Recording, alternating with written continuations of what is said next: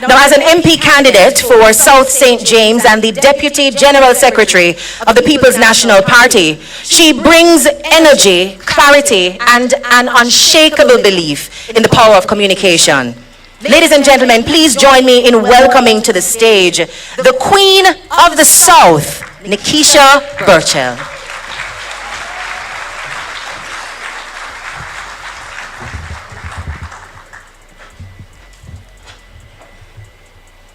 Good evening. As a millennial politician, it gives me great pleasure to inform you this evening that the PNP has changed things up. This manifesto in 2025 will be available to you on all the streaming platforms available. Our party leader will tell you about it. It will be on Apple Podcast, it will be on Amazon Music, SoundCloud, everywhere you can click, you will find the People's National Party's 2025 love letter to the people.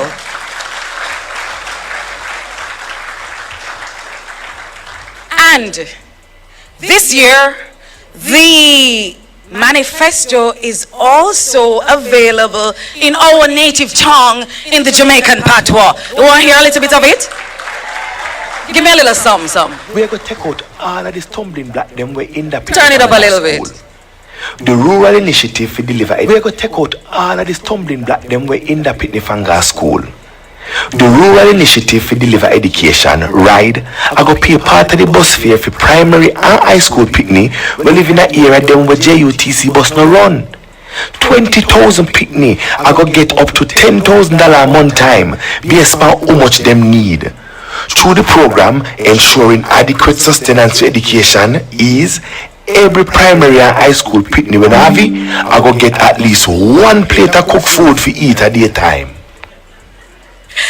Yeah, that is our Jamaican patois, courtesy of the People's National Party's Manifesto 2025. This, ladies and gentlemen, is democracy at work.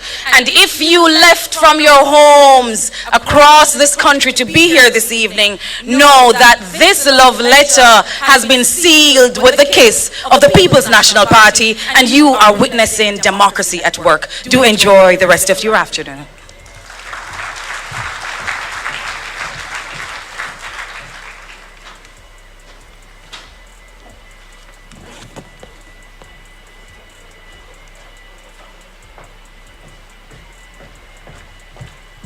Ladies and gentlemen, give it up one more time for one of our Deputy General Secretaries and, as we love to say, the Queen of the South, Ms. Nikisha Burchell. Now, as you have heard very clearly, this manifesto is meant for the people.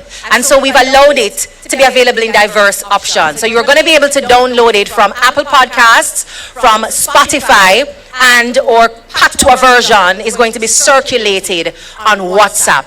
It is accessible, and one of the ways that we answer the questions that people have about how we will break it down is by allowing that to be accessible in the language that we speak every day. The love for Jamaica must also mean a love for all things Jamaican, including our language. Job well done to the team that has been coordinating up to this very moment to ensure that we have our plans ready and available.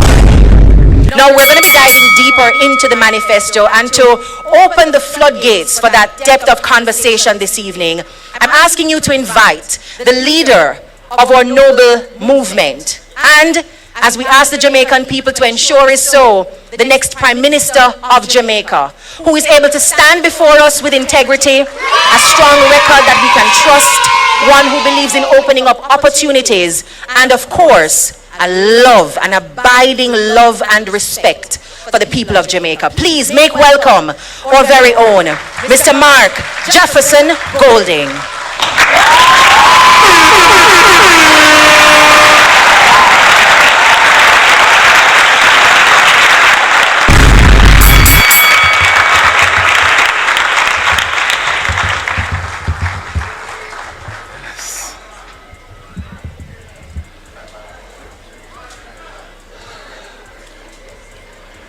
Ladies and gentlemen, comrades and friends,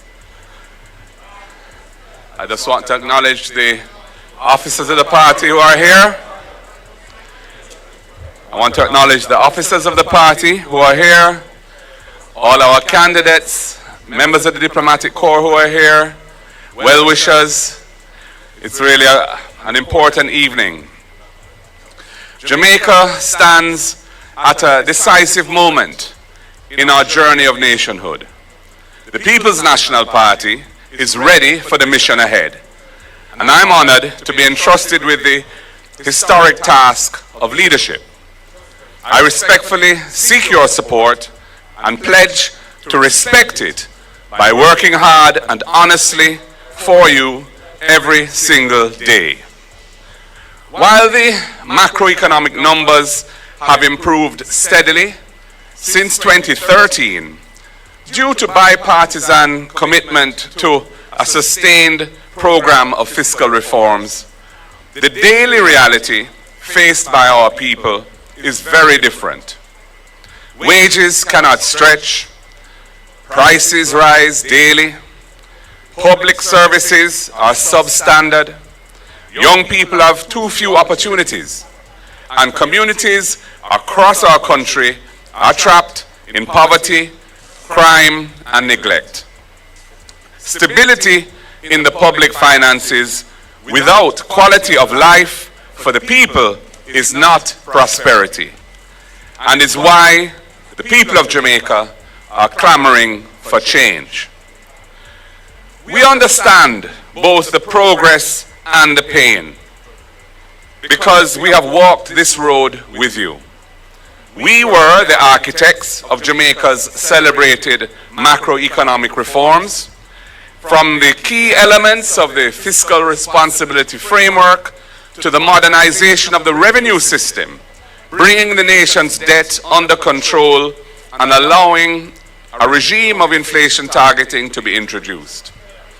Prior to all that, our party initiated the fundamental social reforms that decolonized Jamaican society and created lasting programs like PATH for our most vulnerable, the National Health Fund to support affordable health care, and JADEP for our seniors, which is a drug for the elderly program. We built institutions like the National Housing Trust and the Jamaican Urban Transit Company, and modern infrastructure like the major highways, expanded seaports and airports, and enabled investments in modern telecommunications and the transition to renewable energy through entities like Wigton Wind Farm and the large solar projects that were initiated under our watch. But the benefits of national development have not reached far enough. Interior roads in every parish are in a deplorable condition.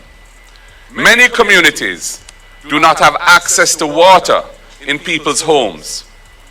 Urban blight and decay plague our cities, while rural Jamaica has been left behind. Farm roads are often impassable. Irrigation is inadequate and outdated, and our farmers lack the tools, machinery, and support systems to produce and to prosper. This manifesto is our plan for a new chapter built on our vision, Jamaica Love. It stands on 10 pillars: justice for all, access to quality education, modern infrastructure, agriculture and food security, innovation and industry, care for the vulnerable, accountability in governance, land and housing, opportunity for youth, violence prevention, and environmental resilience. These pillars are a compass. They will guide us to invest in people, close the gaps between uptown and downtown, between tourism zones and rural parishes, between the well-connected few who thrive while the majority feel neglected and dejected. We will protect economic stability and leverage it into inclusive and sustainable growth, creating a new era of opportunities for those who are now excluded from prosperity while tackling corruption and the abuse of power in governance. Jamaica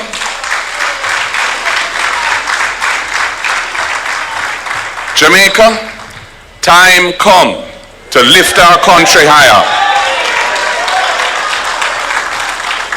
Time come to lift our country higher and build a future that belongs to all of us.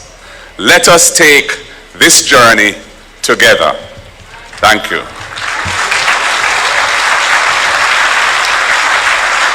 Plenty of people run for leadership and promise to walk with you, but then they walk away. Plenty of people. In every constituency, on every issue, the People's National Party has assembled the strongest, most diverse slate of candidates in a generation.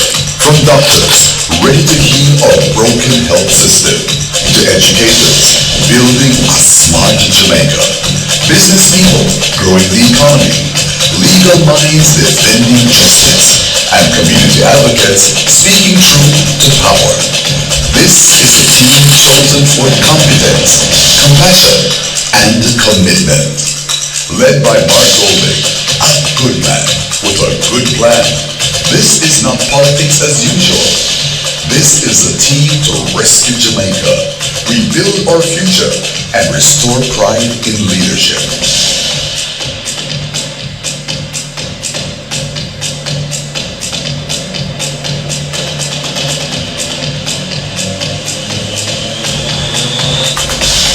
Jamaica, time come. In every constituency, on every issue. Tell the truth, this look and feel like politics as usual? No, this is not politics as usual, ladies and gentlemen, and it is reflected in the vision broken down in our Jamaica Love plan. We know that we have a leader who cares, who understands the intricacies and the intimacies of the Jamaican realities. And from his track record as a legislator, we know that he can build the framework to fix it. And as you can see from our slate of stunning candidates, all 63, he can mobilize talent to get the job done for all of Jamaica. Thank you very much, President Golding, for setting the tone and laying the framework. And now I ask you to join me in welcoming, as we explore the first pillar of Mission Jamaica Love, justice for all. A lady who has spent her days, and I suspect nights when we can't see, preparing for her presentations in the nation's Senate. She is a voice of courage and a champion for fairness in our laws and in our society. Please, a rousing welcome for Senator Donna Scott-Mottley.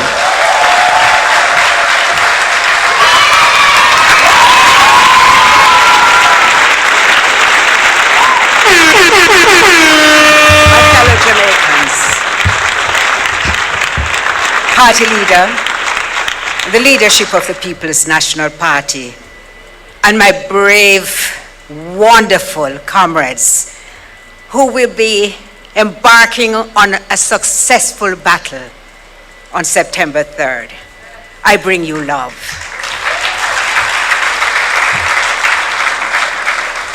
To my comrades and my friends, this mission on which we have embarked is wrapped in love, framed with good thoughts, always concerned about the well-being of the Jamaican person. And that is why our manifesto speaks to justice for all. Because justice demands more than laws. It requires an environment that upholds the dignity of all who serve and all who seek justice. We are committed to upgrading and expanding the physical infrastructure of courts across Jamaica to ensure that judges have a secure and functional chambers, that court staff must work in conditions where they are comfortable so that they can actually deliver to the people. And litigants, the most important persons in this context, especially, you will forgive me, rural, because I come from country, in rural and underserved communities, will feel that they have been taken into consideration. They deserve facilities that reflect the seriousness of the matters to be considered. As you can appreciate, at the very top of our agenda will be constitutional reform for sovereignty and for justice. Because if you love your people, you must give them a place where they feel appreciated and valued. And so we will pursue constitutional amendments through a transparent and participatory process that engages shareholders from the ground up. We will be speaking to the church, to trade unions, to civil society, to all actors in this great design crafted in love, and we will roll out a consultation process. We'll be hosting public forums for Jamaicans to debate and recommend constitutional reform, so that when we provide you with a constitution, you will feel that it belongs to you. We will be implementing school and community outreach programs, because that's where it all begins, with our children, as we build a new nation alongside them. Of course, we'll be launching broad public education and awareness campaigns, all aimed primarily at the outset with replacing the British monarch with a Jamaican president chosen by the people and accountable to the people. We will make the Caribbean Court of Justice the final court of appeal. We shall replace the United Kingdom Privy Council, and have a court which brings justice at the highest level to our people. We shall strengthen parliamentary accountability. We shall introduce impeachment and recall. And we shall have committees chaired by opposition members, because trust me, that is how you ensure that everybody upholds the values which they pledged to do when they took the oath under the Constitution as they were sworn in. We shall have a discussion and consider fixed election dates and term limits, and this is no idle promise.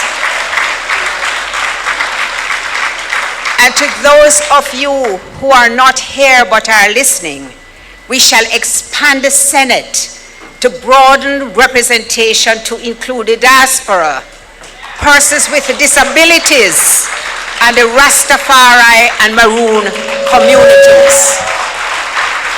Inclusion for all. We will also prioritize legal changes that reflect our identity and deepen justice. You heard our manifesto in Patois? Well, we will recognize the Jamaican language as an essential part of our Jamaican identity. We shall protect historically marginalized groups, particularly people of African descent, through a national ban on hair discrimination, a reparations advocacy framework grounded in international law. We shall have legal protection of our ancestral spaces and our cultural practices. We will have full recognition of Rastafari as an indigenous religion with associated rights. And we will reach an accord with Maroon communities to give a modern interpretation to their ancestral treaty rights. You think we're done? No. We are going to be advancing gender equity, protection of the elderly, and the rights of persons with disabilities. We will implement a progressive beach policy by reviewing the Beach Control Act. We will guarantee public access while balancing tourism and private use. We will join the International Criminal Court to reinforce Jamaica's commitment to global justice. And comrades, Jamaicans, we are going to be expanding the legal services provided by the Legal Aid Clinic to ensure that persons who have constitutional matters or civil matters who cannot afford to retain a lawyer will be able to do so, ensuring that justice is not reserved just for the wealthy. We will complete the long-promised review of the Domestic Violence Act, which was introduced under our government, and we will implement the recommendations to hold abusers accountable. We shall provide parish facilities to provide places of safety and support for victims. We will enact a basic financial services law to establish minimum services which we, the consumer, should be provided with, so that our complaints will be heard and our concerns will be taken into account by financial institutions. That, too, is a partnership. It's only a glimpse into our future.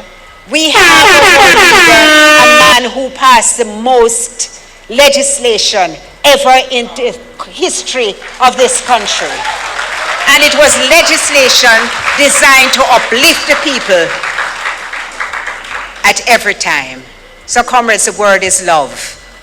We bring you love as we bring you justice for all. Plenty of people want their leadership